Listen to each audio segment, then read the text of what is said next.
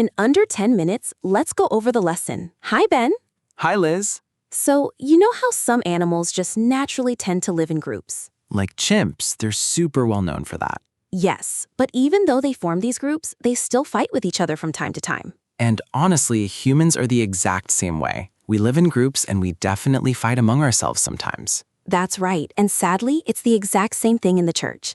Some members end up forming cliques and then they just don't get along. And that is exactly the issue Paul was dealing with when he wrote to the Church of Corinth in the first 4 chapters of 1 Corinthians.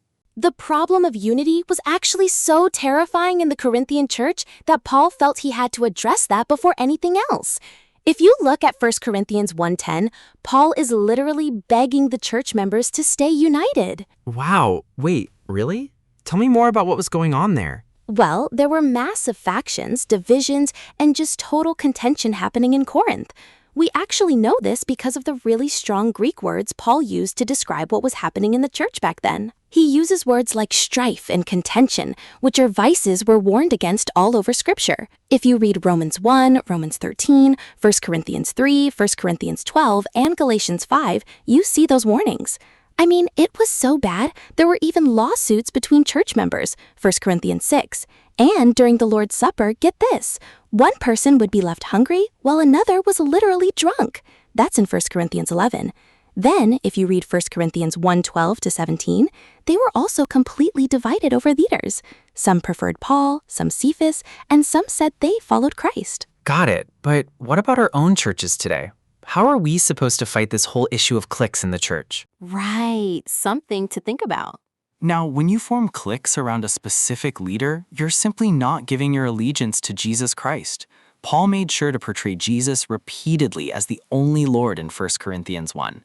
Jesus is the only leader the church needs to be centered on because he alone died for our sins. Right, and we were baptized in his name, just like it says in Matthew 28. Paul also mentions that we are the body of Christ in 1 Corinthians 12, which is a big reminder that we have to stay united while we get our work done according to our God-given capabilities. Exactly. And if you look at 1 Corinthians 1:10, Paul says we're supposed to be united in the same mind and the same judgment. The actual Greek word he uses there for united implies that something is being restored to its proper condition. And the proper condition of the church definitely isn't cliques centered around different leaders. The proper condition is staying united in Christ while dying to self. True. Now, we need to add that forming small groups to study the Bible isn't a sin. But we just have to make sure those small groups don't turn into cliques. Correct. That brings us to Tuesday's focus on wisdom and maturity. When you hold human leaders too high, you take Christ right out of the center of your life. You end up forming cliques and creating this competitive atmosphere that can literally split a church. If you read 1 Corinthians 3, verses 1-4, Paul tells the Corinthians they couldn't even receive solid food. They weren't spiritual because there was all this strife and division in their church. Right, and then in 1 Corinthians 2, Paul says he speaks a message of wisdom among the mature. He makes it clear that God's wisdom is totally different from human wisdom. God's wisdom is revealed in Christ's suffering, death, and resurrection. Paul states that the Holy Spirit is the one who communicates this wisdom to us. He really wants us to understand that we need to have true wisdom and maturity in Christ. Wise and mature Christians are spiritual, not carnal. They can handle that solid food. They're able to discern good from evil so they won't go around forming cliques in the church. Paul reminds us that we are God's temple and that we belong to God through Christ. It makes you think, have you ever been disappointed by a Christian who just wasn't spiritually mature and wise? And honestly, are you mature and wise yourself? Good question. We've got to do our best to be mature Christians. Now, if we look back at 1 Corinthians 2, verse 16, Paul says we have the mind of Christ. That means a believer has to think and act like Christ in every single matter of life. As a church, we just can't follow secular standards or adopt the way politicians, secular thinkers, or even certain religious leaders think. Exactly. If you read Philippians 2, verses 5-8, Christ the Creator completely humbled himself. He became a servant and died on a cross just to save human beings. That is the mind of Christ, and all church leaders are supposed to act just like Jesus. Church leaders need to be humble, die to self, and truly seek to be a blessing for the church members and everyone else. Read 1 Corinthians 4. Paul states that we should regard church leaders as servants of Christ, basically, people serving him as assistants or subordinates. He also reminds us that church leaders are stewards, meaning they are supposed to administer Christ's property with real care. Christ, who is God himself, loved us so much that he died to save us. Yes, and we need to emulate that kind of love as his followers. Absolutely.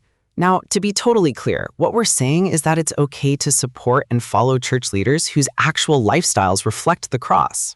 So those kinds of leaders always give all the glory to God for the success of their ministry. That's right.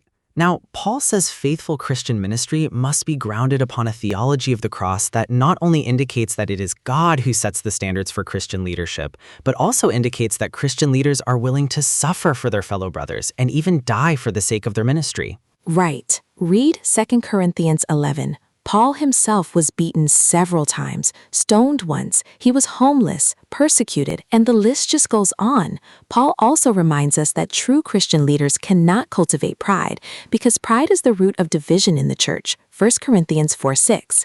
How much have you suffered for Christ's sake? The enemy definitely doesn't want us to be united. Why is that?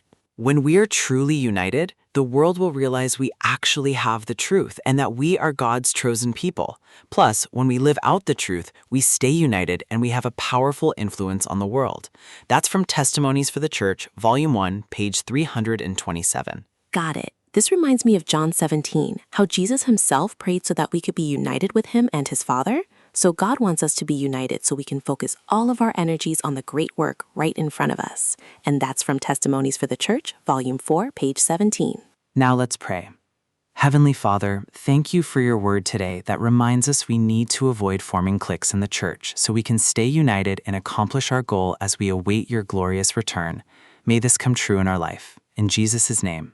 Amen. Join us next week and don't forget to subscribe and share with a friend who needs Jesus.